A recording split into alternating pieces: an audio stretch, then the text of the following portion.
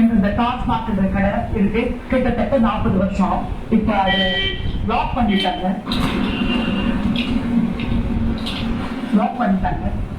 ரொம்ப நன்றி தமிழக முதலமைச்சருக்கு. இது உண்மையா அப்படின்னு கேட்டீங்கன்னா அதுதான் இல்ல. அதாவது அதே பகுதியில சில மணி நேரங்களுக்கு பின்னாடி ஒரு நபர் வந்து வாகனத்துல போறாரு. அங்க டாஸ்மாக்ல சேல்ஸ் நடந்துட்டு இருக்கு. அதை நீங்க பாருங்க.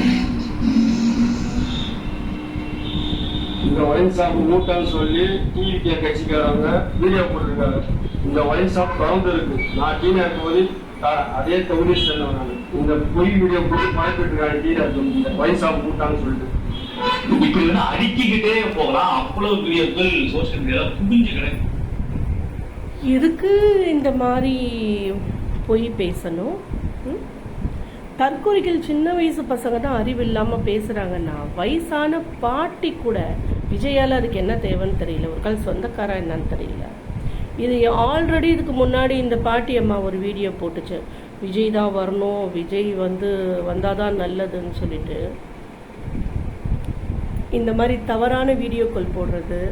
அப்புறம் என்னால் சொல்லாமல் இருக்க முடியலங்க. நீ என்னன்னா பண்ணிட்டு போ, எனக்கு பிரச்சனை கிடையாது சரியா.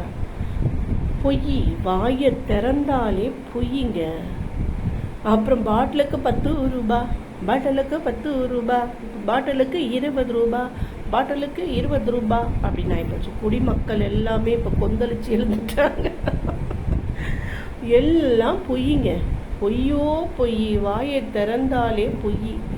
பொய் வாழ்க்கை இப்போ நம்ம எப்படி கொடுமை அனுபவிப்போமோ அது மாதிரி பொய் ஆட்சியில் நம்ம படாத பாடு இன்னும் கஷ்டப்படாதான் வேணும். 2500 ரூபா வேணாம் சார், எனக்கு சிலிண்டரும் வேணாம் சார், நீங்கள் நல்லா இருந்தால் போதும் சார். ஒரு பொம்பளை பேசுது.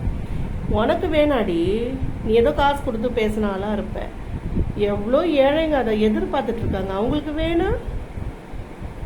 இந்த ஆட்சி இன்னும் என்னென்ன கன்றாவி பண்ண போதும். மகளிர் உரிமை தொகையை கொடுக்குறேன்னு சொல்லிட்டு வாங்கிடுங்க, நான் பார்க்குறேன்.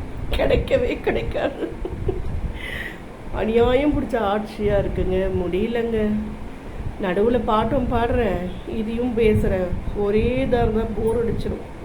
லைக் பண்ணுங்கள், ஷேர் பண்ணுங்கள், சப்ஸ்கிரைப் பண்ணுங்கள்.